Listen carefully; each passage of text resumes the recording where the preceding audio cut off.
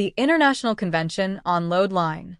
The International Convention on Load Line was adopted in 1966 and entered into force on July 21, 1968. Ships built prior to that date were covered by the 1930 Load Line Convention. The 1966 LL Convention was modified by the 1988 Protocol, which was entered into force on February 3, 2000. The 1988 LL Protocol was modified by IMO Resolution MSC.143, 77, in 2003 and entered into force on January 1, 2005. Objectives of assigning a load line with freeboards. To provide adequate reserve buoyancy against accidental flooding of any watertight compartment in the ship. To give protection to the crew on board for their safe movement within the. These goal objectives are realized by the following functional objectives, which are weather-tight integrity of the freeboard or main deck, providing sufficient subdivision within the hull so that reserve buoyancy is sufficient, to provide adequate strength to the ship's structure, to provide comfortable and safe accommodation for the crew, facilities safe movement of the crew within the ship and to land ashore during port stay. The Plimsoll mark is a mandatory marking on ships indicating the maximum safe draft under different conditions. Components of the load line mark. Deck line marks the uppermost continuous deck. Load line disc 300 mm diameter. A circle with a horizontal line through its center. Seasonal and zone markings, measured from the disc center line. T. Tropical, higher loading in warm waters. S. Summer. Standard reference. W. Winter. Reduced loading in cold, rough seas. WNA. Winter North Atlantic. Strictest limits. F. Freshwater. Adjustments for rivers/lakes. TF. Tropical freshwater. For tropical freshwater zones. The ICLL 1966 was the first globally unified regulation under IMO. Key features. A. 3 freeboard tables. Table A, for tankers, lower freeboard due to superior subdivision. Table B, for dry cargo ships with steel hatch covers, moderate freeboard. Modified Table B, for ships with wooden hatch covers, higher freeboard. B. Incentives for steel hatch covers. Ships with steel hatch covers received reduced freeboard, increasing cargo capacity. C. Timber load lines. Special provisions for ships carrying timber deck cargo. Buoyant cargo reduces sinking risk. 4. Objectives of load line assignment. The primary goals are reserve buoyancy. Ensures the ship remains afloat even if a compartment floods. Structural safety. Prevents hull overstressing. Crew protection. Ensures safe working conditions. Functional requirements. Weathertight integrity, hatches, doors, vents. Subdivision. Watertight bulkheads. Strength. Hull resistance to bending/shearing. Safe crew accommodation, escape routes, life-saving equipment. Freeboard tables, table type A and type B. The regulations provide primarily 2 separate tables, one for dry cargo vessels type A and another for liquid cargo vessels type B. Weathertight integrity of freeboard deck.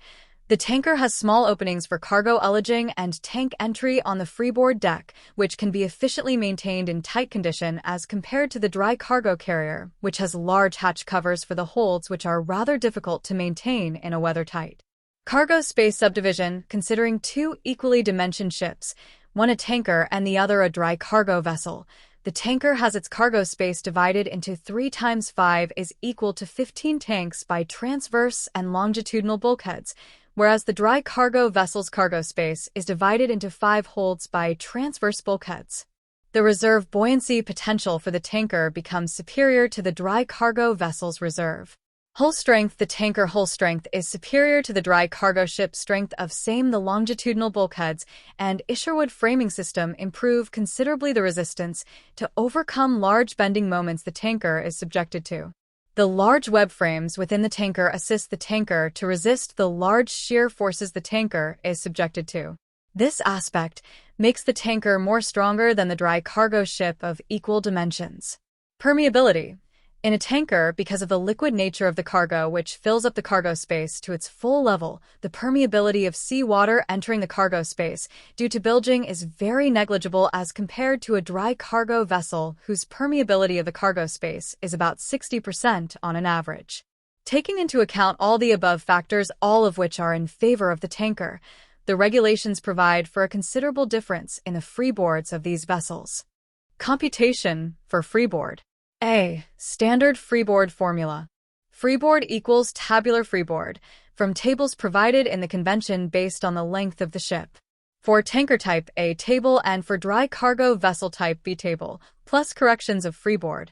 B. Key corrections. Block coefficient CB. Fuller hulls require more freeboard. Depth D. Deeper ships need increased freeboard. Superstructures. Enclosed structures reduce freeboard.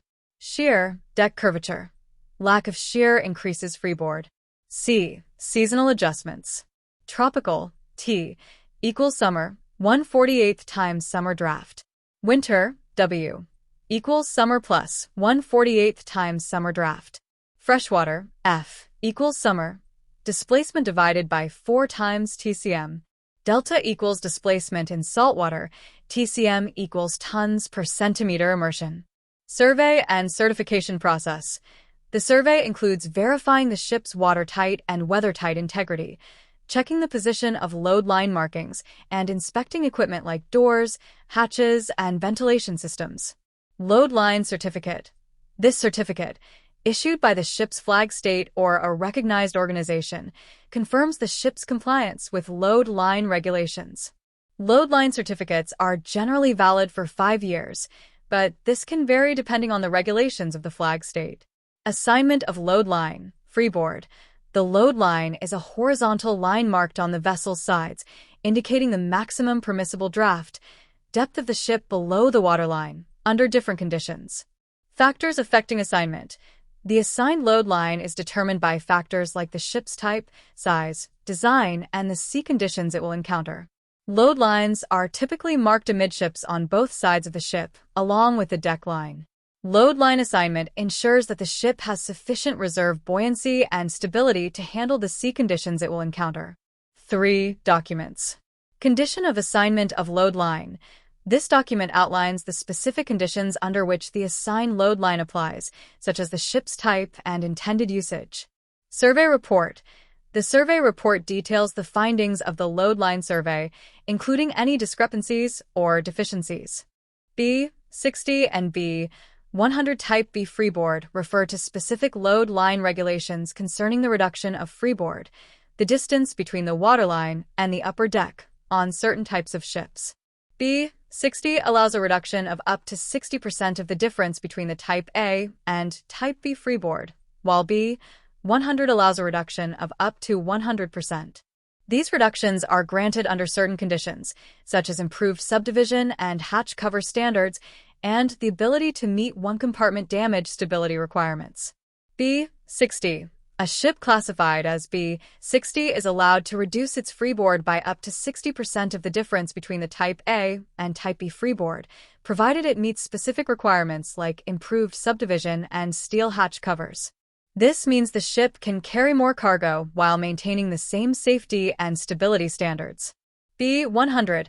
A ship classified as B100 is allowed to reduce its freeboard by up to 100% of the difference between the Type A and Type B freeboard, again under specific conditions, such as improved subdivision standards and the ability to meet one-compartment damage stability requirements. This allows for even greater cargo capacity, but requires stricter safety measures. List of the important regulations with respect to load line is given below for reference. Thank you for watching the video. For more marine topics, please subscribe the channel. Please help us with your valuable feedback to improve the contents.